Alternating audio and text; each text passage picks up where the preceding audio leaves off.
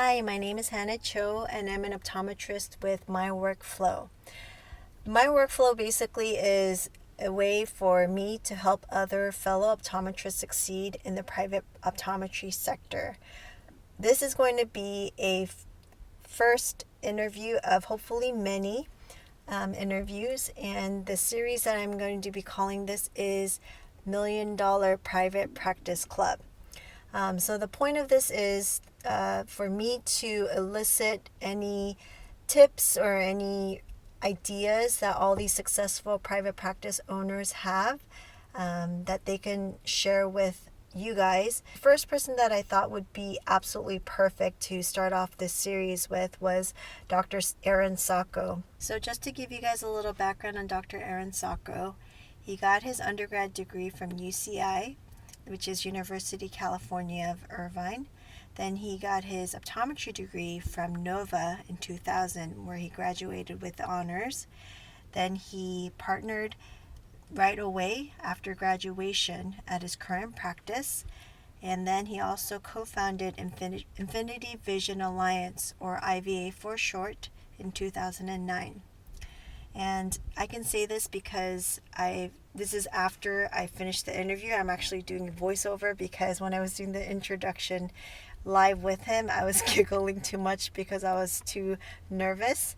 But you guys can probably tell, just a genuinely humble optometrist, very thankful for everything he has, and he didn't really want too much spotlight on him, but he was very eager to help, which hopefully he does. But yeah, I'm really blown away by his humility and just his willingness to help other optometrists, even though it was kind of out of his comfort zone as well. So hopefully you guys can appreciate that he was able to donate his time like this. And go ahead and enjoy. Just to kind of start things off, we're going to kind of do a little bit of intro just to give you guys a little bit more background of what I just kind of summarized right now. So can you tell me a little bit about how you got into this practice? Okay, I can do that if I can remember that far back. It's been a while. 17 years. Yeah, I so calculated it. basically, when I came out of school, I actually was looking for an opportunity. Not so much a job, but an opportunity. So I went around and I had interviewed various positions, and I was also looking simultaneously for practice to purchase. Okay, so you knew right away. I knew right away. Okay. Yeah. When I was in school, someone had told me, if in the end you want a private practice, why waste the time? You might as well go out and you're going to learn sooner or later. So I kind of took that to heart, and I came back to California and started looking around, talking to people, and by some chance of luck, I came across this practice, and had a chance to meet with the current owner at the time, who was a great guy, and we get along really well. And he brought me on board, kind of mentored me, and the rest is history, so to speak. Yeah, and you've been growing it year by year. Year by year. More patients. You guys have excellent Yelp reviews. I read almost all of them, actually. There's only like a handful of bad ones, and you were really good at.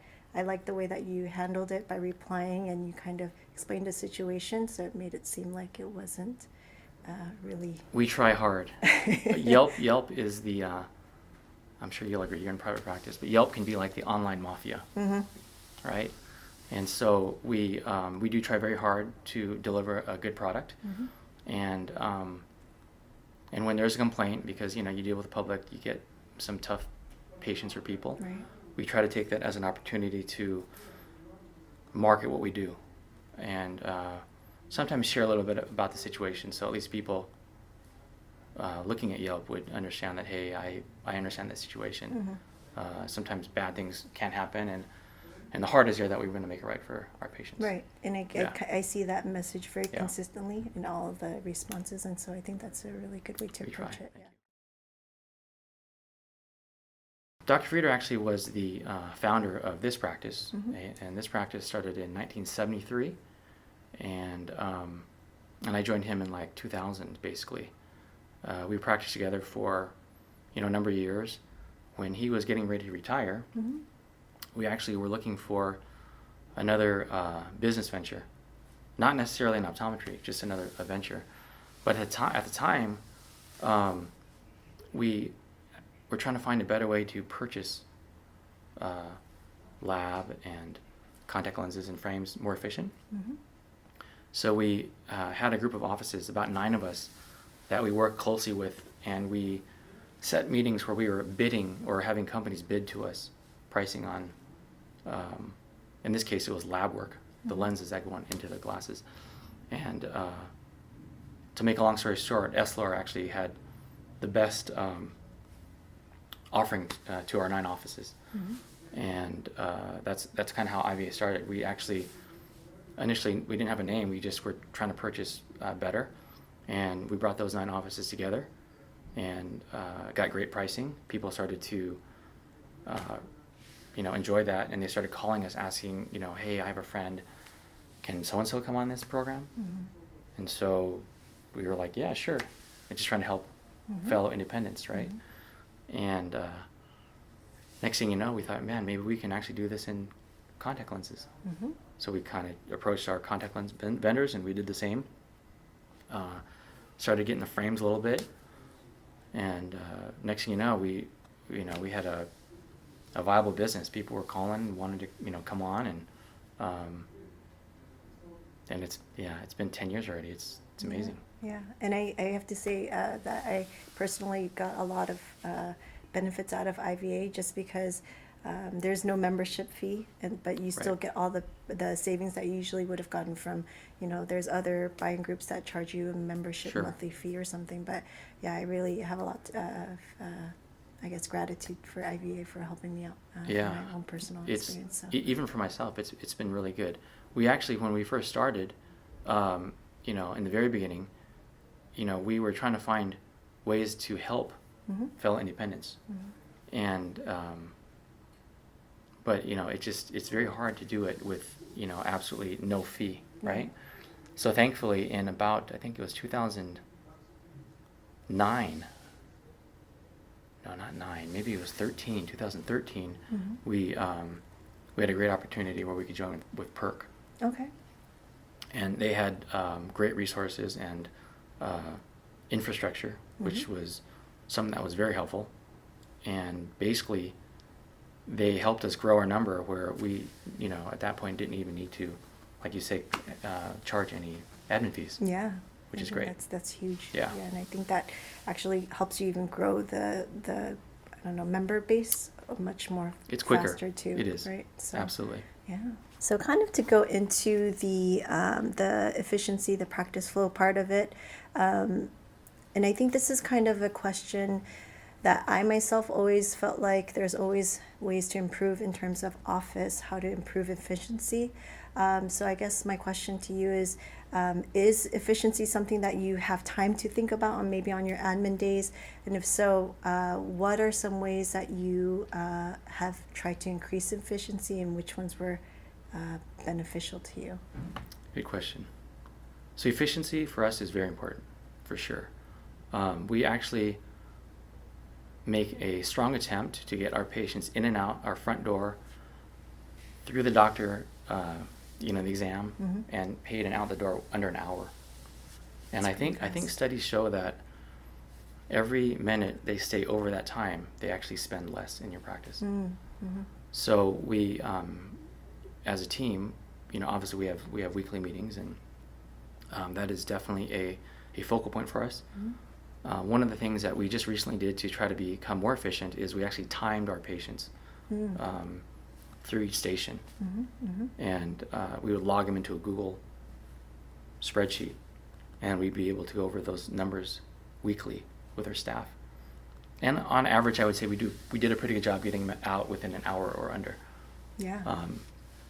Obviously, you have your patients that just want to stay and talk, and they might skew the time longer, but typically those patients are the ones spending even larger dollar amounts anyways. Yeah, and I can attest to that, because that's definitely, again, a resounding theme in your Yelp reviews. It's that it's very efficient from start to finish. They love the booking appointments online.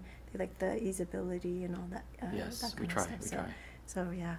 So trying to keep this practice still relevant. So I'm sure it was different 15, 20 years ago how Sure. you marketed.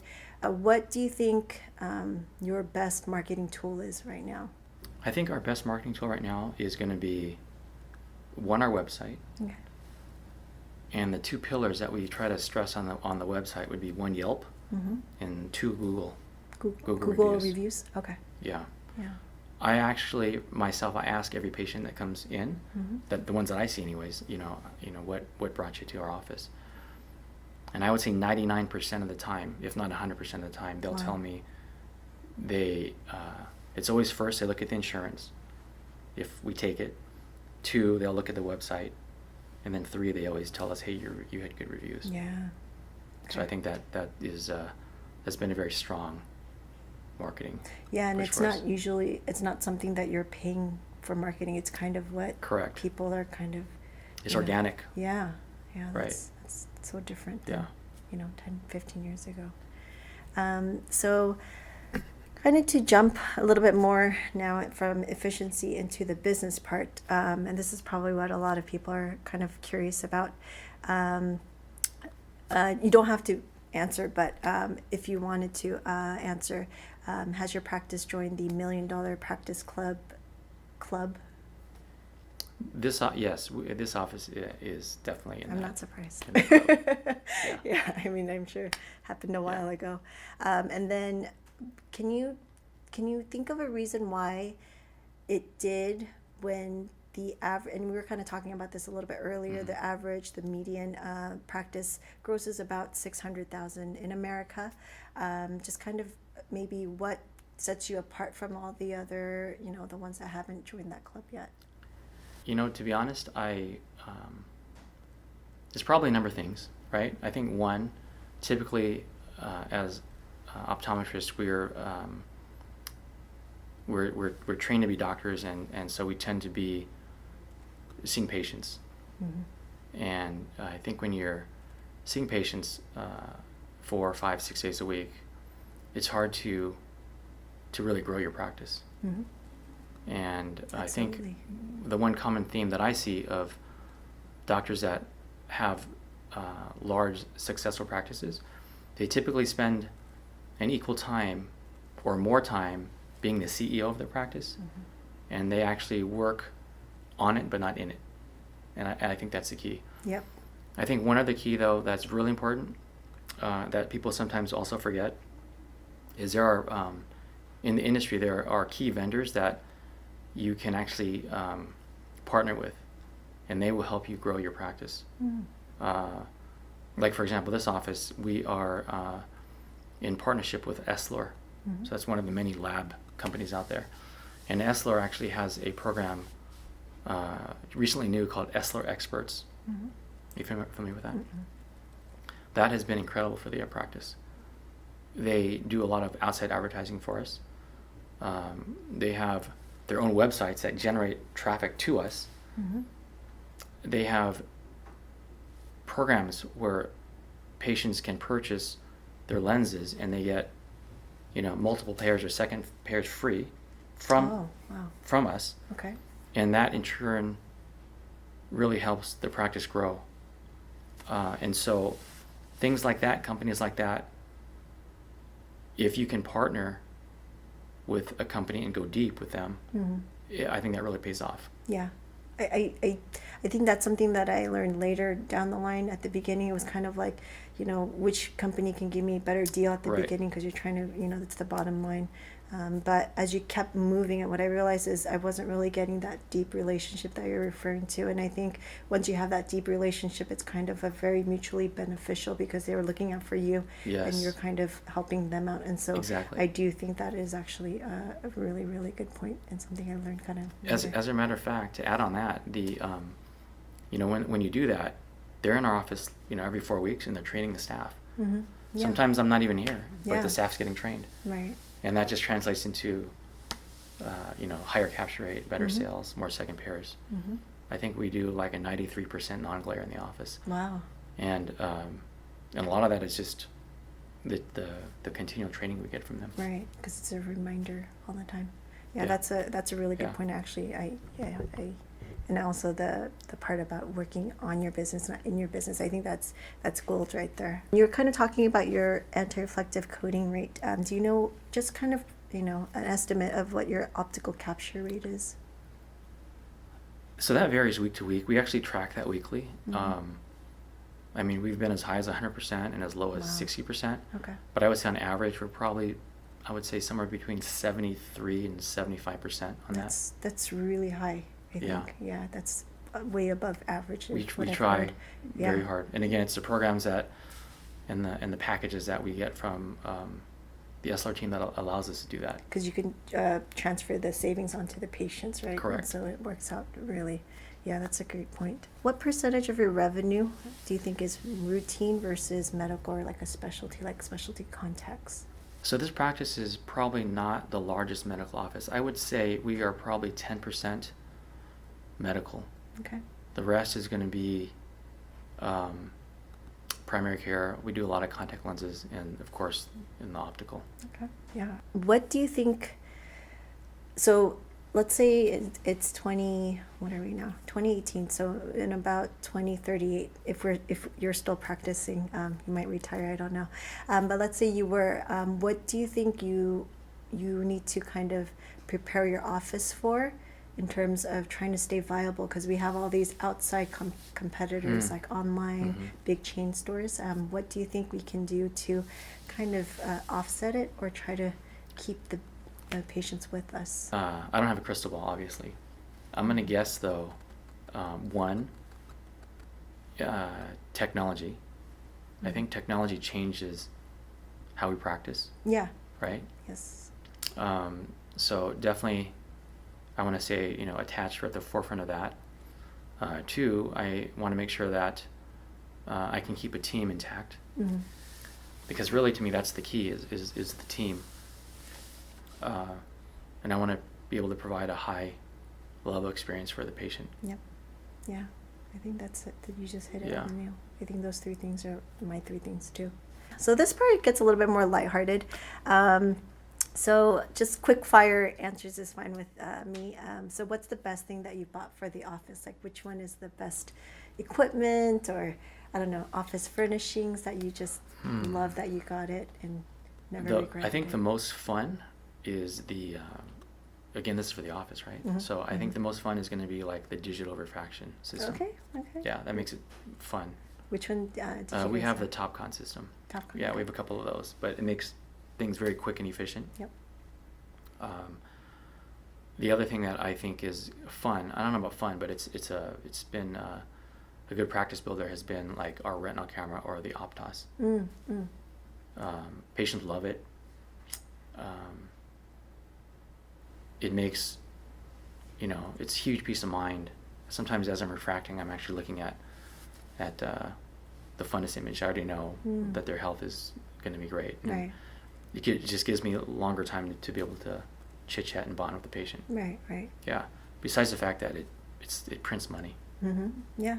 Yeah. Right. And do you find that less people are dilating actually because of that machine? Very much so. Okay. Yeah, we actually get patients in the area that come to us because their other doctor wanted to always dilate them. Mm-hmm. So I always found that kind of funny that someone would actually come. Yeah. I mean, any For that. time to less dilate, Yeah. I'm all for it. And so, Yeah. And then, so you mentioned Dr. Frieder was your mentor before, but this can be any mentor. Best advice that you received from any mentor? Never stop learning. Never too old to keep learning. Mm-hmm. Yeah. Yeah. Yeah. I think that's perfect. The best business book that you've read? One, I love the E-Myth. Mm. You read that one? Yeah, It's a good there's book. two. There's a main one, and then there's one specifically Yes, for for optometry. yeah. Yeah. So those are really good. Mhm. The other one, or the other set I like is it's the Rich Dad series. Mhm. Robert Guy- Kiyosaki. Yeah. Yeah. Yeah. That's just about finance and thinking about business and. Did you read it at school too? They made us. No, read it at actually, school. oh, that's great. Yeah. No, I read that after. Okay. Yeah, I In love school, that. no, I was not It reading. changed my mindset completely. Awesome. What is it? The hamster wheel versus like getting out of the rat race. Yes. Yeah, it stuck with me. So Yeah, I think that's a good book too. So last question is, what's the best thing you bought for yourself for $100 or less? What did you buy that's $100 or less? For me, I would say probably my books. Yeah. But even then, I borrow the books from the library. It's not technically buying it. I don't know. I like to mix music. I bought a mixer for $80. Okay. Yeah. That's a good answer. I would have never. I don't know. I would have never thought of that. So I don't that's know. a great question to answer. Yeah, I love that. Okay. Maybe you can choose one of these questions and kind of just finish off with that. All right. How do you find the right practice? I think that one that's a little luck involved in that, right? It's easier if you move out of the state. But in California, I think you need a little bit of luck, and I think you need to network with ODs and reps. Oh, reps, yeah. Right? I think reps help. That's They right. kind of know what's going on in the industry. Yes. And then I think you need to have a good team to help you decide if it's the right practice. So what do you mean by team? What do you think is? I think a good team, you involved? got to have somebody that understands numbers and the business, right? I think it's helpful if you have someone, a good attorney, right? A good CPA, a good broker that understands leases. I think that's going to be very helpful to start. Yeah. Yeah. And it helps if you have a mentor, someone that knows the Yes. business well. Yeah, I wish I had a mentor. I actually didn't, and so I think I try to compensate by doing a lot of research on my own or reading a lot of books from like the E-Myth that you're talking about. But I think having a mentor that went through it, it would save a Saves lot of time, right? time. Yeah, I agree. And I think it kind of makes you get where you need to go much quicker. And so, I would agree. Yeah, I if you can find a mentor, that's huge. Don't that's recreate the something. wheel. Yeah, right? exactly. Yeah. Yeah, exactly.